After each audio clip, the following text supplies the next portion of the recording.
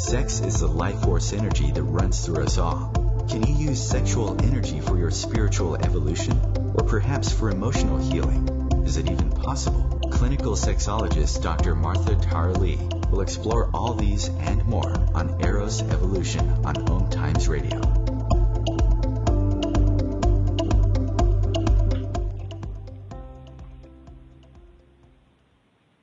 Hello, and welcome to Eros Evolution or Eros Evolution. This is where sexuality and spirituality meets.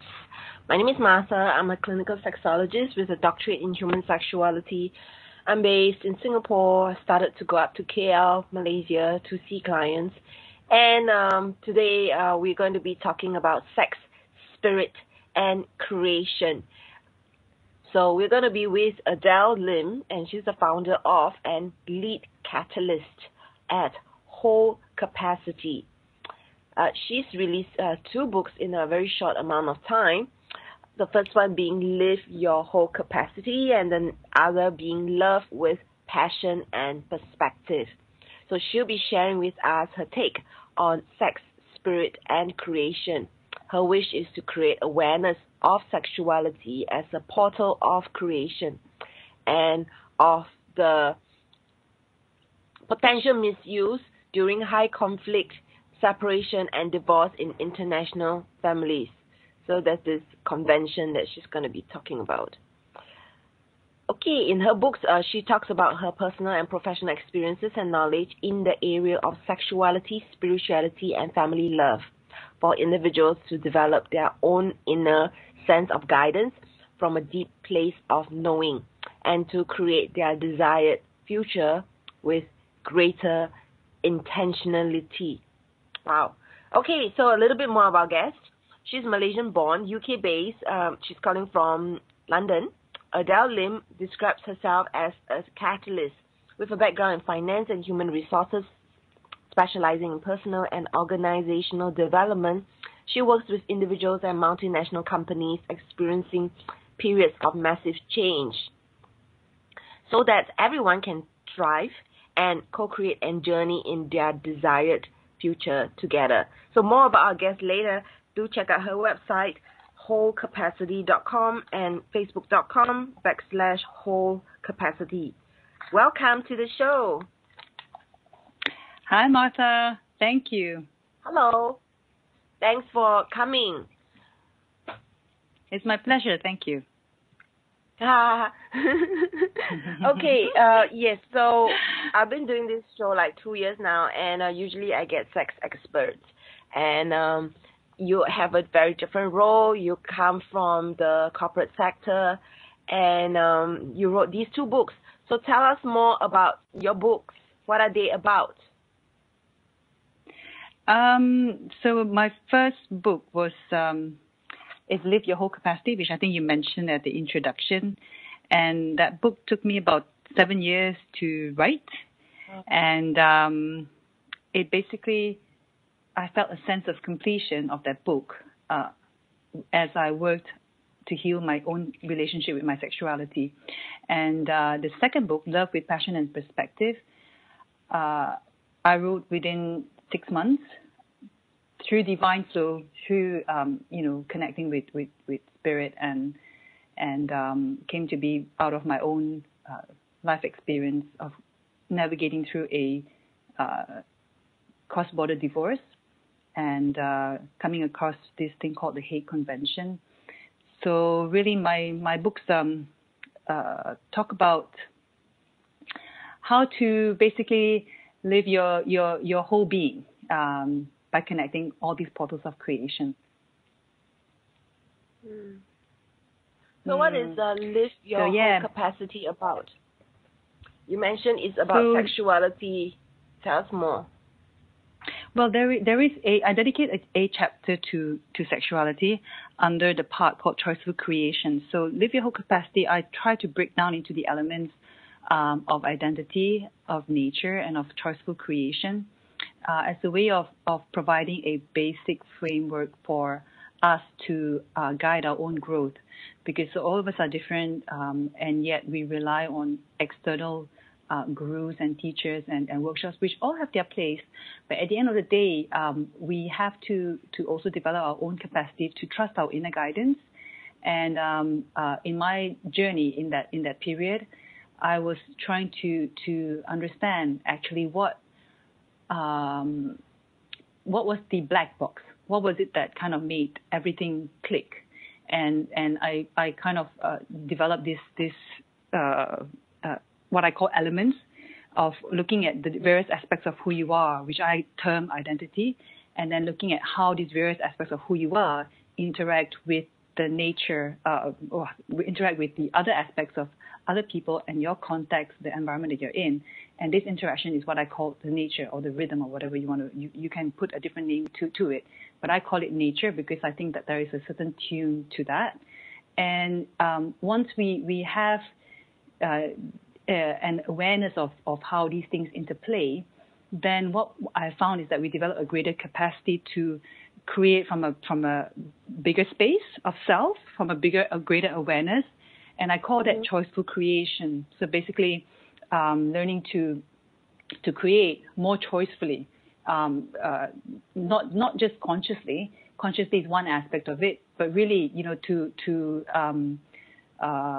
be aware, being aware of the choices that is available, the choices that gets opened up by virtue of an understanding through an embodiment of the various aspects of who you are and embracing every aspect of who you are and allowing the third entity that comes up, which is your nature, in the room to guide the intelligence of what was happening and to then enable you to create from a stronger position, from a more loving space, from a more open space.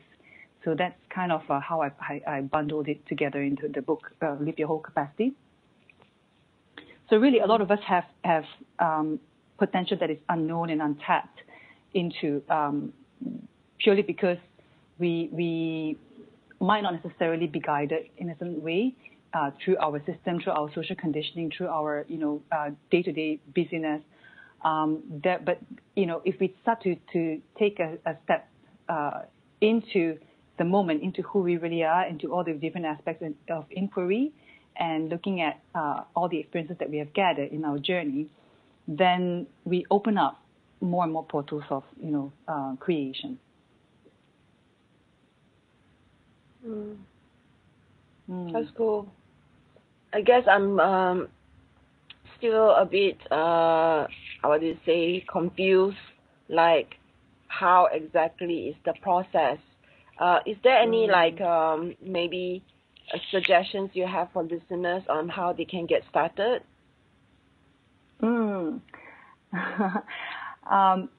I would say,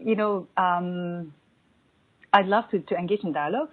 So if people, if I have anyone who's really interested to, have a conversation with me about the elements in the book, or to get a book and then, to discuss the aspects of it with me, I'm more than happy to engage. But really, I think that I get asked a lot, like why is sexuality such an important aspect, or not an important aspect? Why is it even a part of a professional development book? Because I originally intended it to be, written for the professional development audience, and it is from my own experience that I discovered that how on earth can I as a human development expert forget and miss out such a big integral part of how could I miss out sexuality when it is a core part of every human being? It is the source of life. It is the source of creation. And can we truly and deeply develop creativity without ever looking into and including our sexuality? Because in my experience as a human development person or practitioner, for a long time, no one really talks about it. It is really taboo in social circles, and a lot of times in the office, it's not really talked about. So my discovery is that it is actually quite central, and my argument is that can we really truly create well if we don't have a healthy relationship with our sexuality? So in terms of people wanting to get started, I think that for me it's the impulse or it's the impetus that comes up for every person is different, and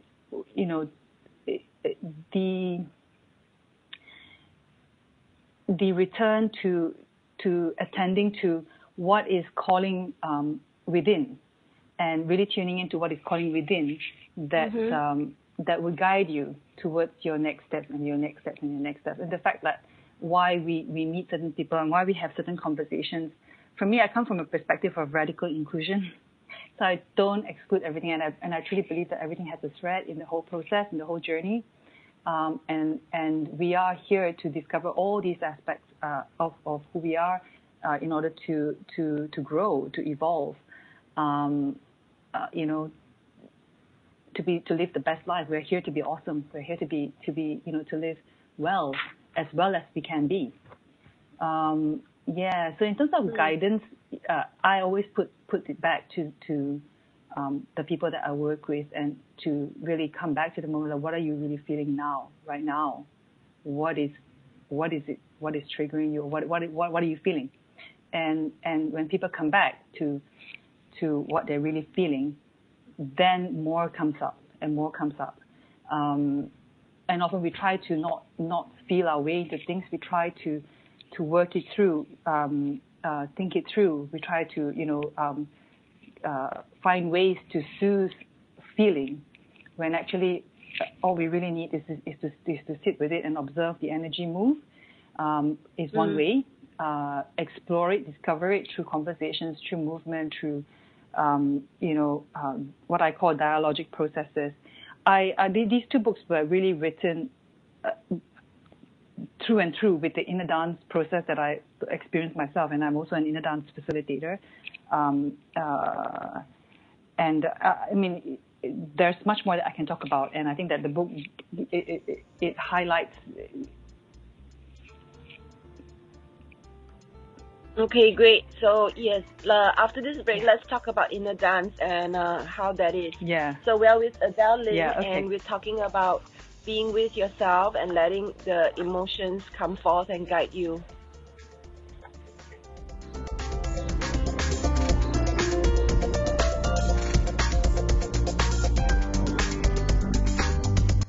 Your conscious lifestyle on steroids. OMTimes Radio. IOM FM. Host your show on IOM FM, the radio network of OMTimes Media, one of the more recognized brand names in the conscious community, and is backed by the extensive marketing reach of OMTimes. Hosting a show on IOM FM immediately connects you with our extensive dedicated community. Hi, I'm Kelly Fox, host and astrologer of The Astrology Show. Each week, I'll give you access to the current transits, which are a valuable tool that provide astrological information to help unlock the potential each of us has. Understanding the stars can help steer us in the right direction to make better informed choices. So if you're wondering what's going to happen in your week ahead, be sure to tune in to The Astrology Show for guidance, Mondays at 9 p.m. Eastern Time. Every 2 minutes, an American is sexually assaulted. The majority of victims know their attacker. It could be your friend, your neighbor, or someone you met at a party. If you said no, it's rape, and it's a crime. This is Christina Ricci with RAIN. Call the National Sexual Assault Hotline today at 1-800-656-HOPE or visit RAIN.org. That's RAINN.org. Brought to you by RAIN and this station.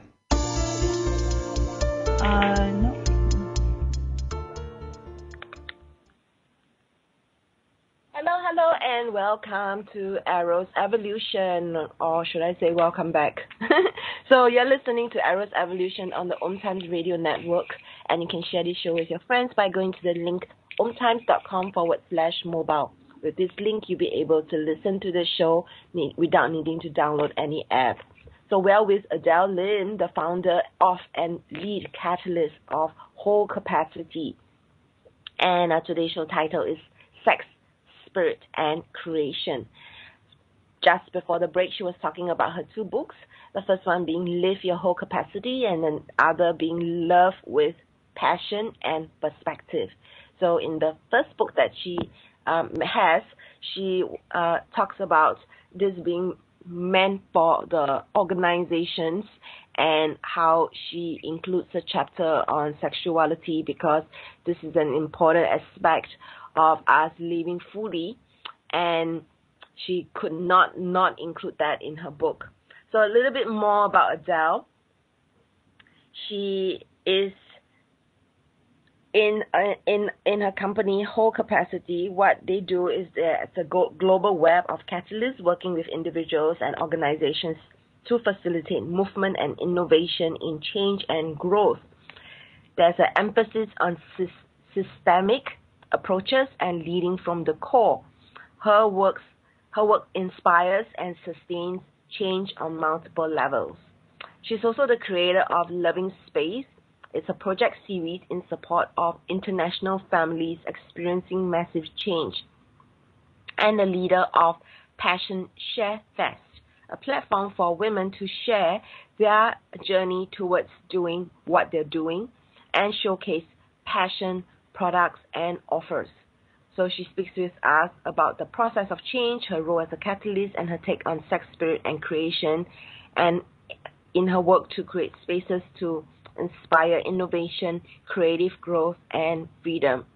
So yes, Adele. So tell us, just before break, you were talking about inner dance and how you're a facilitator, and that is also one of the things that you teach and facilitate to support people to reach their full potential. So what is inner dance? I was starting a sentence and then I realized that the break was coming. It was part of the inner dance process that I managed to complete the books. I think that was one of the things that I realized, that as I started to work on my relationship with my own sexuality and worked on really clearing up unhealthy shame and unhealthy guilt, which I think the inner dance process helped the energy to work through, and the circles and the community around that, and the leader around that. That was when I was able to. I felt able to birth the two projects. So the two books. I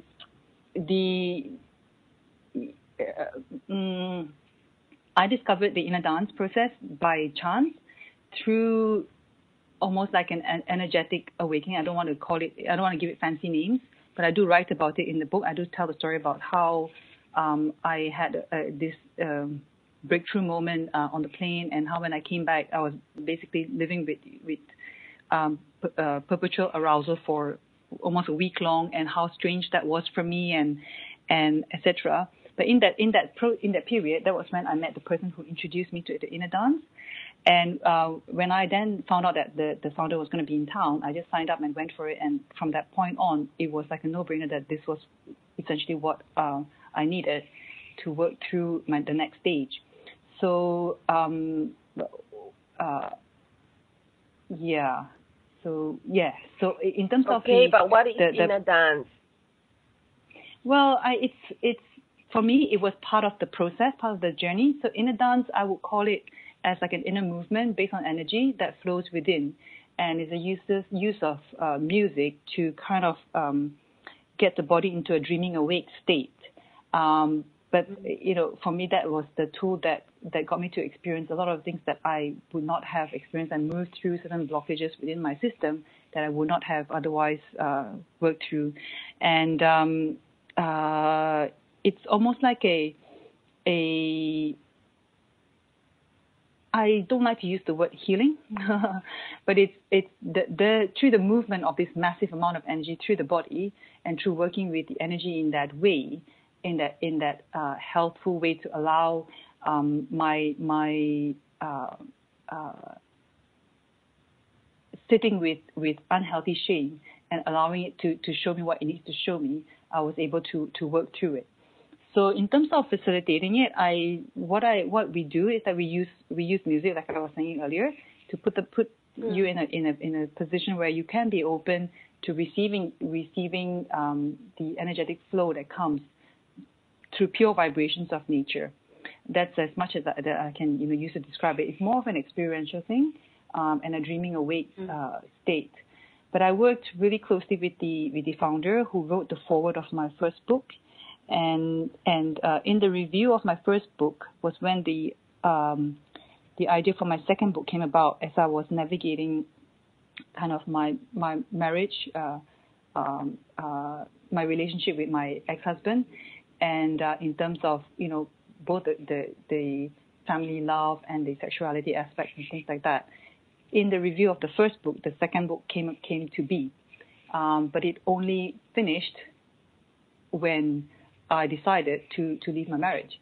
So basically, I had a felt sense of completion when I decided that was the end of my marriage, and it was quite like a divine flow that I experienced, where there was no choice but to do it, and I couldn't resist. If I resisted, I just would feel fear, anxiety, pain, and everything else. So I just had to let go and let it come. And essentially, this book was birthed out of that process as well. So the person who then wrote the foreword for my second book, Serena Olsen, is the lady who now perhaps I would say is looking after the whole inner dance process and work around this area, while the founder is on his second hermitage. So he went into silent retreat now for 2 years. But yeah, so I'm completely indebted to the community and to the process. I personally do not facilitate inner dance as an experience. I do encourage people to experience it, but I also do privately if it is part of my catalyzed session, if it is required by the person, if it is desired by the person at all. But what I tend to do is I work in co-creative partnership with my clients, with my customers, whether it's corporate or individual. I work because we are all at different have different needs, different requirements, and so I work with my clients' own framework, their own mapping processes, and their own ways of being, own ways of changing and growing, and their appetite for which areas of their lives that they want to focus on. But I have tended to work primarily in change. So people who are going through significant periods of change will come to me. People who want to talk about their sexuality and how they feel that it is stifling, and that's when I felt that okay, this person is on that path, on that journey now, where they know that it's because of this that is blocking them from taking them to the next level. So then we can work with that. So everyone has a different entry point, and I think that for me my books is part of my offer as a catalyst. So as a catalyst, what I do is I coach, I consult with organizations, I do a variety of things. But at the end of the day, what I want to say is that we are there not to be the expert, but we are there to kind of create an environment, create a space that inspires everyone actually, all the co-creators in that space, with innovating, with growing from a very happy space. That change can happen more joyfully. That we can have growth without necessarily the pain. So we often have associated that it's a painful journey. We will get growth. We can't go get growth without pain. And actually, we can experience some amount of discomfort and but overall, in the grand scheme of the entire change journey, the entire change process for a big shift, we can actually 80% of the time be in a very happy, joyful place and inspiring people in the whole journey as well. And that's the kind of thing that is what actually makes the difference, in my opinion, between when we create from a place of angst, from a place of anxiety, from a place of anger, versus when we create from a place of love, from a place of care, from a place of recognizing that we're not alone, and that we have a purpose here, and in a more caring way, in a more systemic way. And it's not about who wins and who loses. It's there's no winner and there's no loser.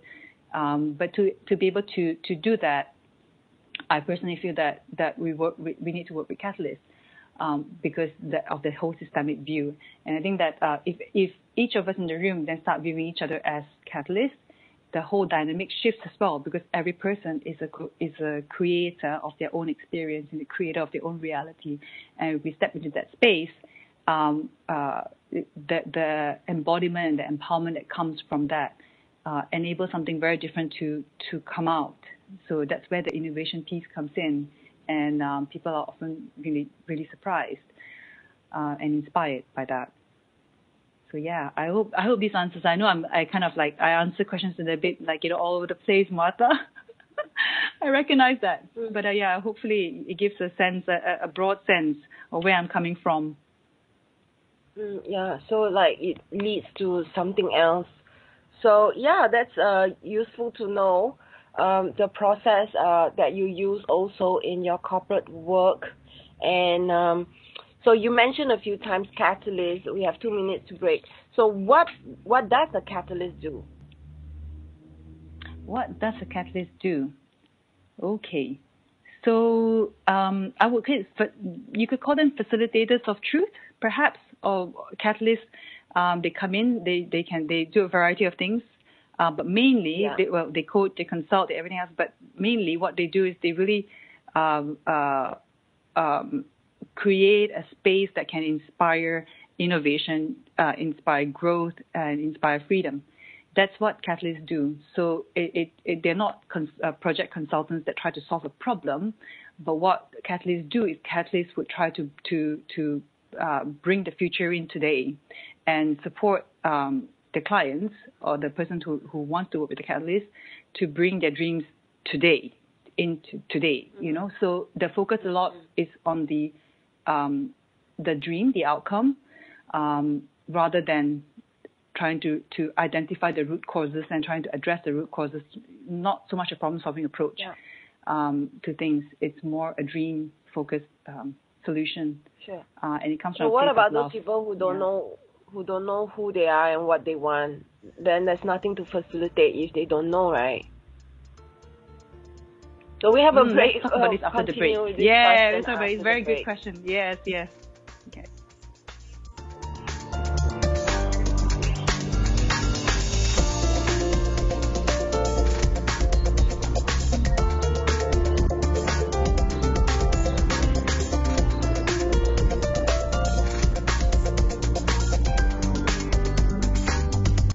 Free your mind with OMTimes Radio, IOM FM. OMTimes Magazine is one of the leading online content providers of positivity, wellness, and personal empowerment, a philanthropic organization. Their net proceeds are funneled to support worldwide charity initiatives via Humanity Healing International. Through their commitment to creating community and providing conscious content, they aspire to uplift humanity on a global scale. OMTimes, co-creating a more conscious lifestyle. More than 24 million Americans have an autoimmune disorder, and that number continues to grow. I'm Sharon Saylor, and I'm one of those 24 million. To put that number in perspective, cancer affects about 9 million and heart disease up to 22 million. That's why I've brought together top experts and those thriving regardless of their diagnosis to bring you the latest, most up-to-date information. Join me, Sharon Saylor, Friday night, 7 p.m. Eastern, for the Autoimmune Hour on Life Interrupted Radio to find out how to live your life uninterrupted. What's up? This is Brad and Mike from Lincoln Park for Life Beat, the music industry fights AIDS. Listen up, times are tough and you get a lot of things thrown your way. If you're being pressured to have sex and you're not ready, then say no. If you're having sex, be smart and use protection. Respect yourself and protect yourself. For more information, call the National AIDS Hotline at 1-800-342-AIDS or log on to www.lifebeat.org.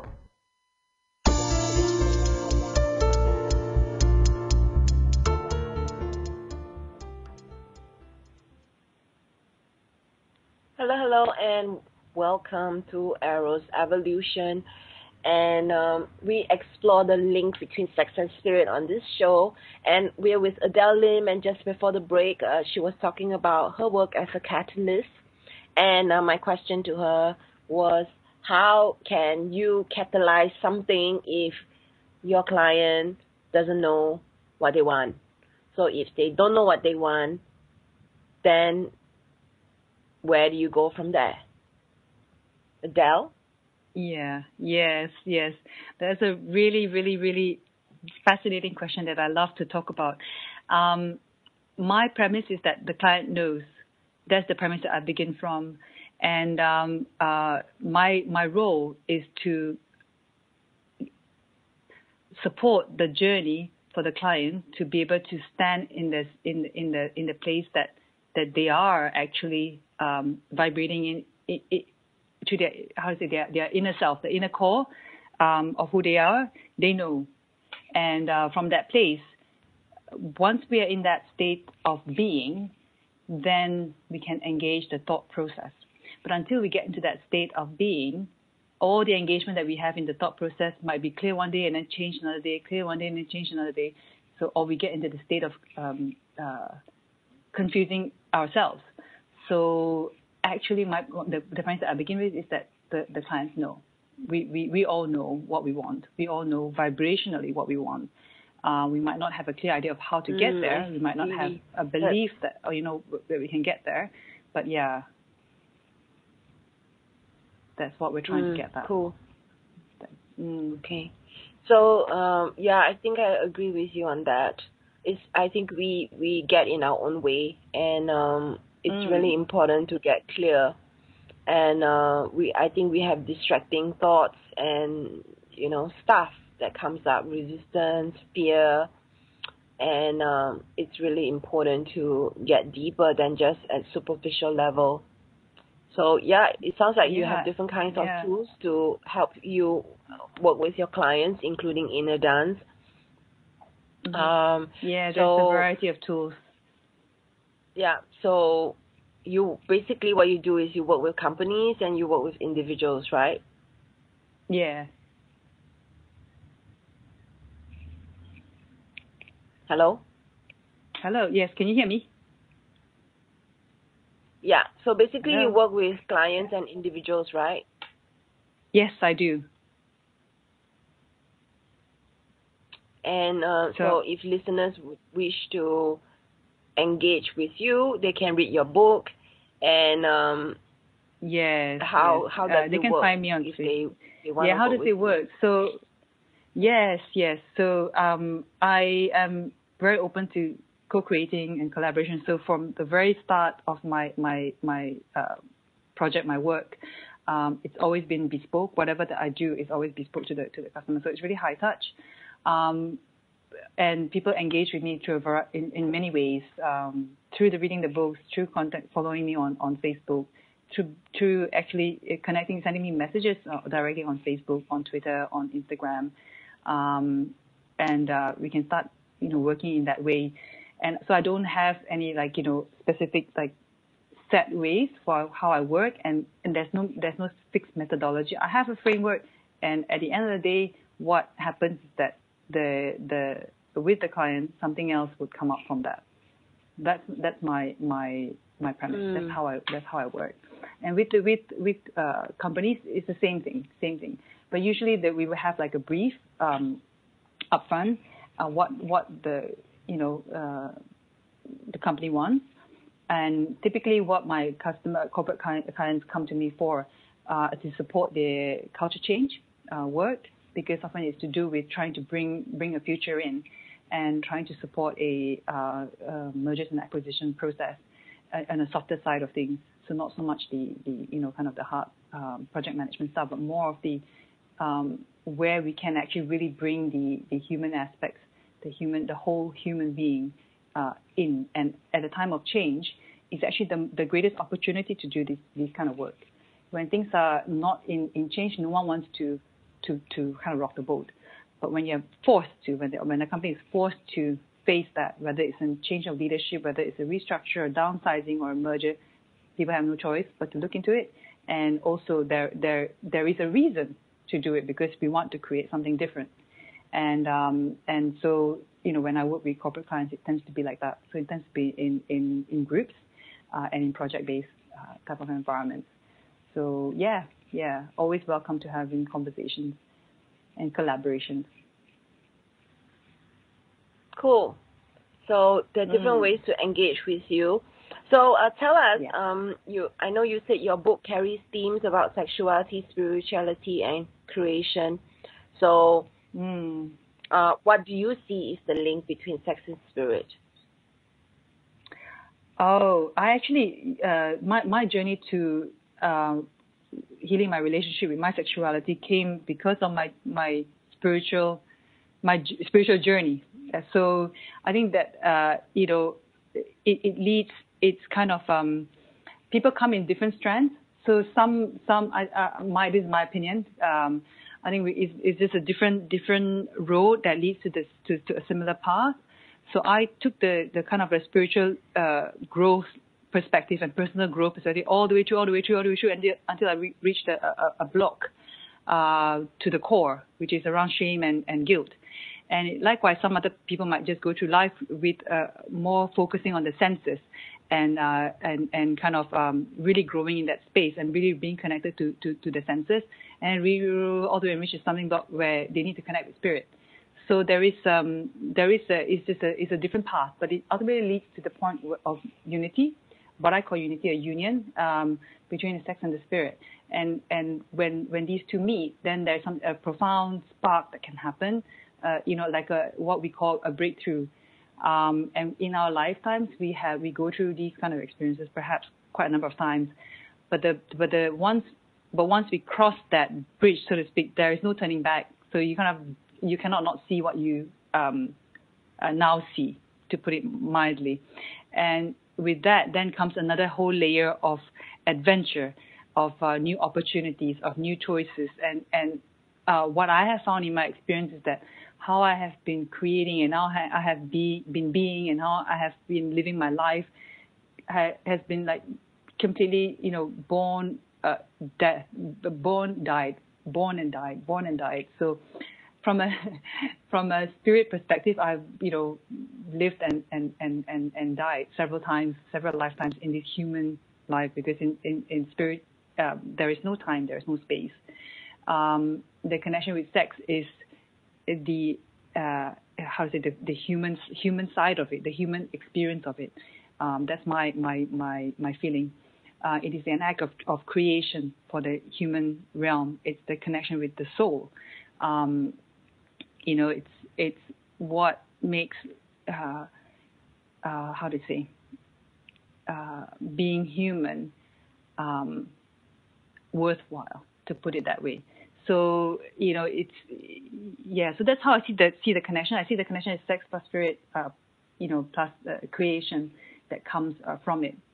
It's to do with connecting from chakra terms. In my mapping in my head is the sacral chakra and the heart chakra, and the circling between the two, the healthy flow between the two aspects, kind of allows the full flow of the rest and full growth and full evolution in cycles of all the rest of the system, all the 10 bodies from the Kundalini yoga tradition, from all the the 7 chakras that the energy flows through. I see that link and that weaving, and I think that it's not something that I studied. I'm not a psychologist. I'm not a sexologist.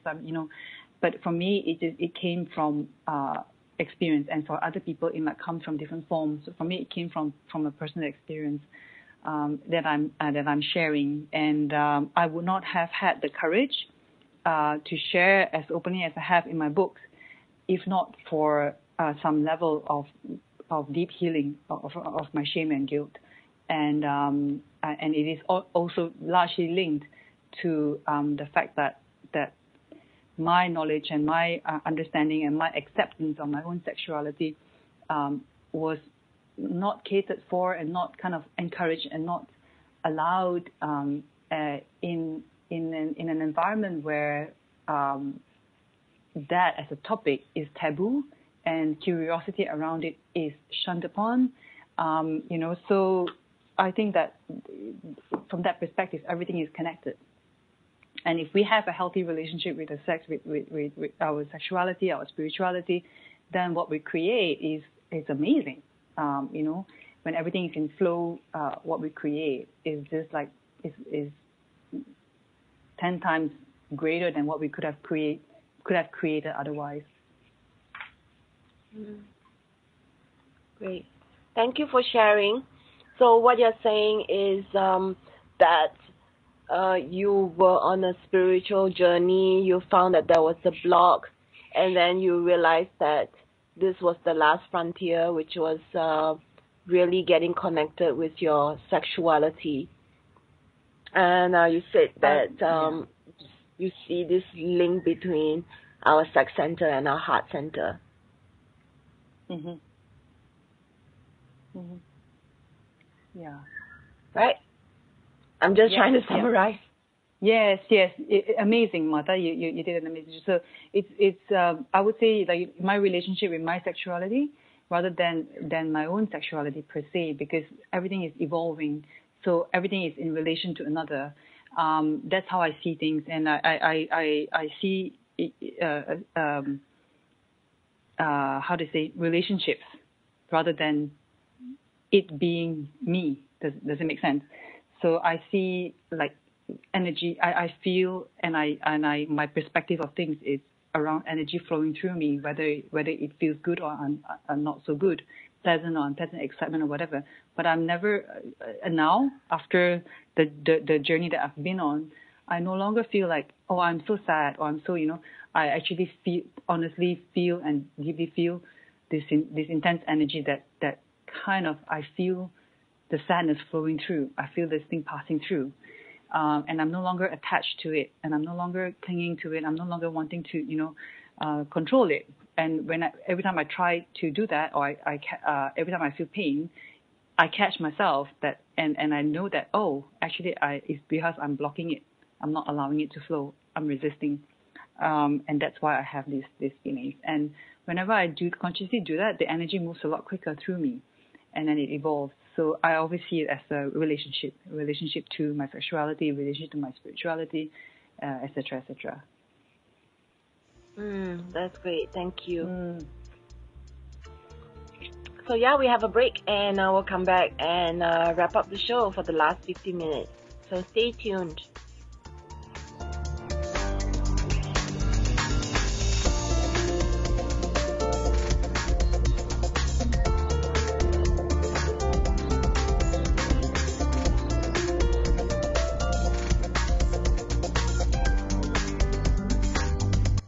Bringing you the best of the conscious minds in the world.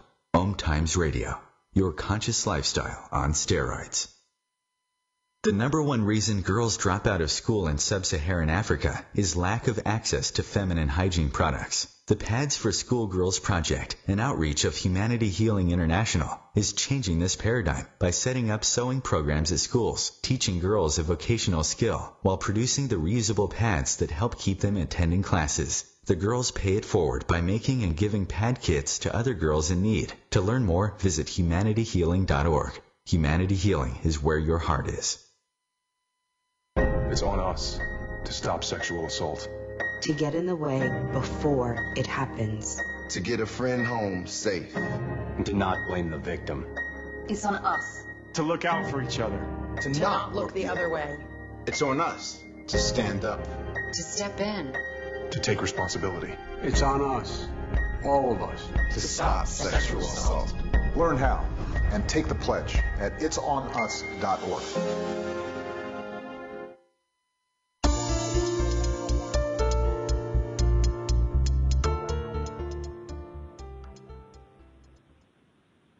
Hello, and welcome to the last 15 minutes of today's show.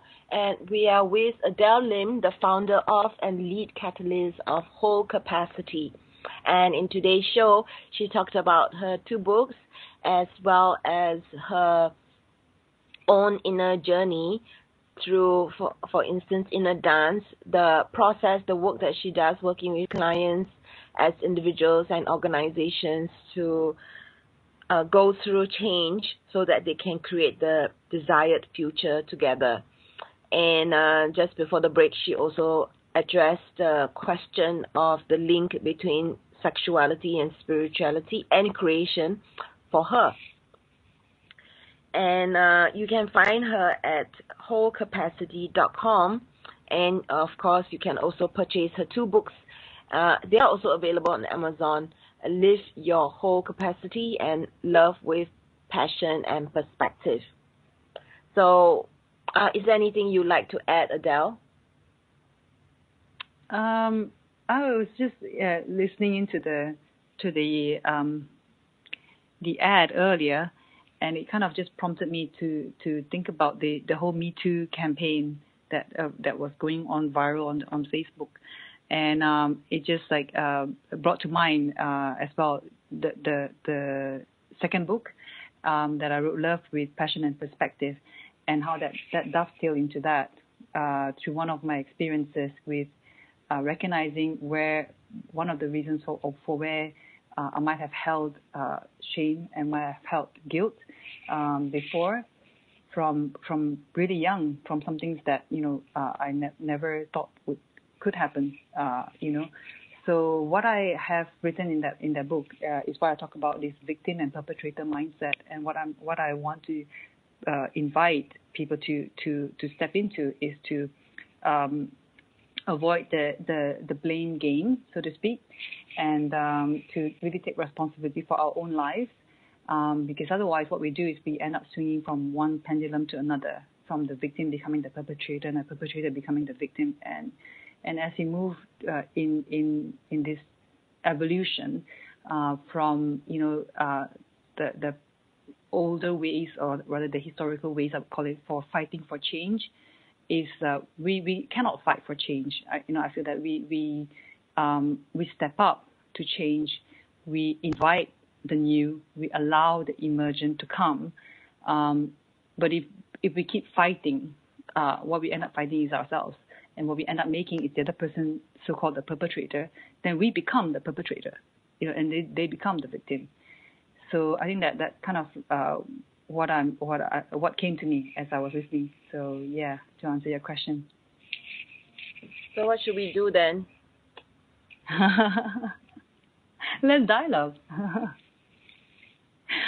Yeah, but for me, it's stepping. It's really wanting to being able to envision the future that we want, and not we want things to change today. These things, that's why we fight for it. So, for example, we want certain things with regards to the consequences of a misuse in the Hague Convention, and how it has created a lot of angst among, cases where there is no real parental abduction, for example. And we want the law to change, yeah. And we could go down many paths. But if we were to try to force something to happen because we want things to change today, but we're not able to step into the kind of reality that would entail, then this change cannot really happen in a sustainable way. And even if it did change, it's not going to last, So my challenge is to look beyond the nitty gritty, so to speak. We need the nitty gritty, but to look to take a bigger perspective of things, to look at a space where it is not led by fear, it is not led by anger. Then what will we create instead? What will we encourage instead? What kind of conversations will we have instead? So to coming from that perspective, then the way we dialogue about law, the way we dialogue about how we support a simple example, how we support international families relocating. We are not going to talk about how much we're going to do for shipping costs and things like how much we're going to give for benefits. We will be talking very differently about how can we support a family moving internationally.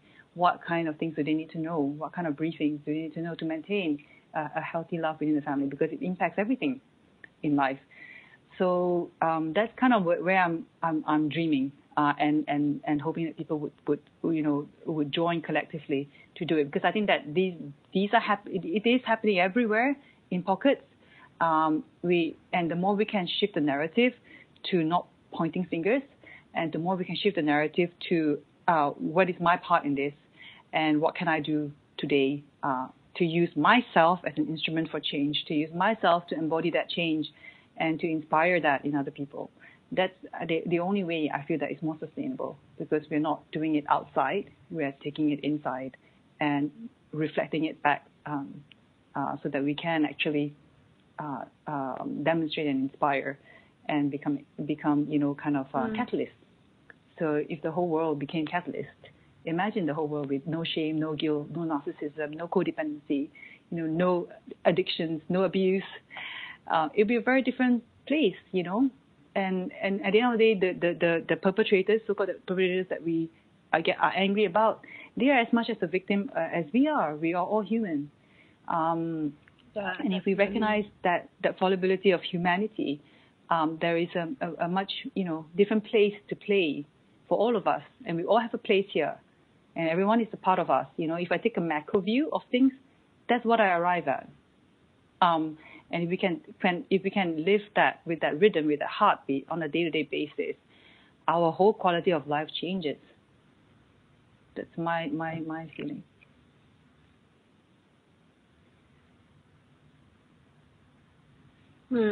Great. Yeah, I think it's important to talk about these things and to be in conversation with this. And you are already doing this with your clients, individuals and corporates.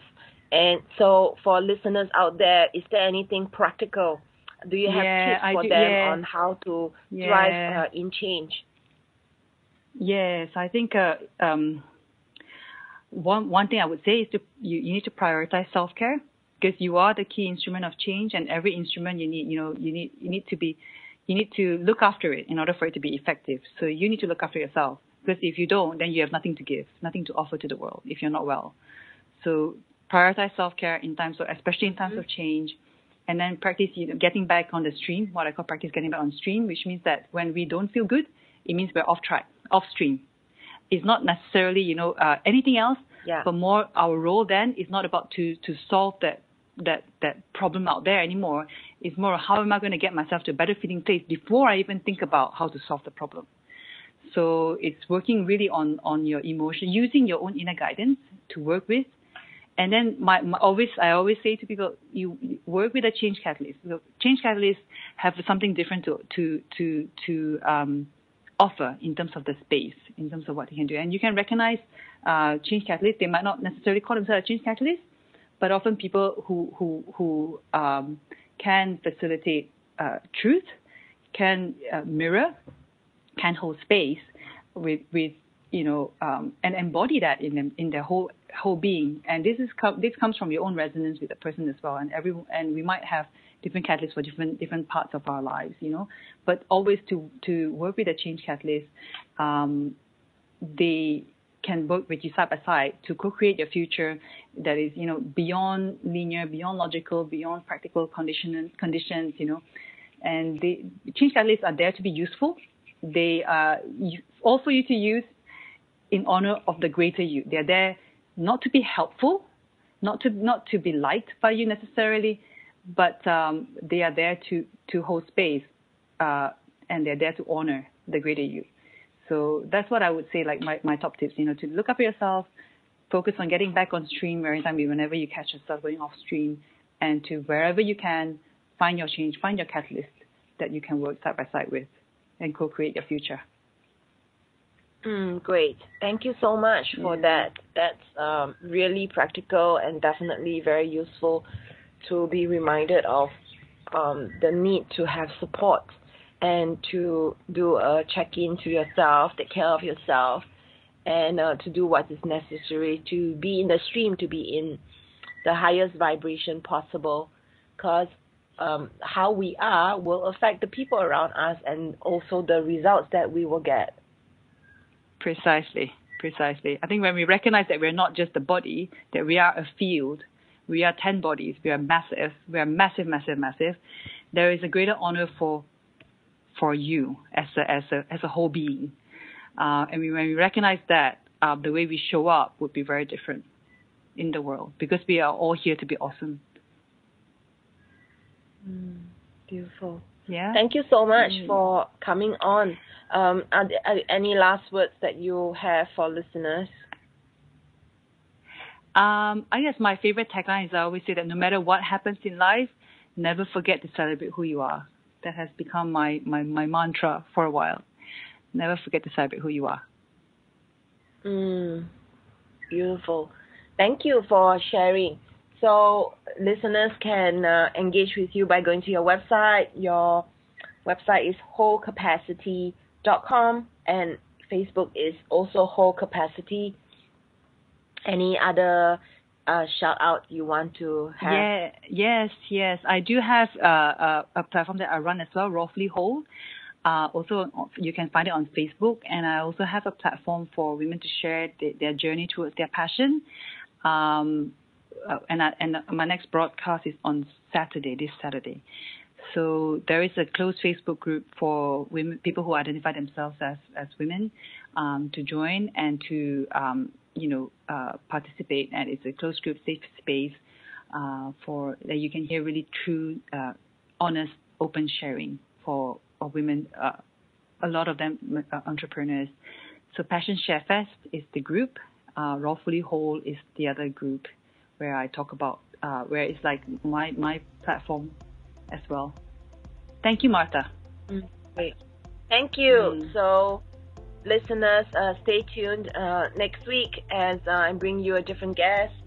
And in the meantime, work on being of the highest vibration.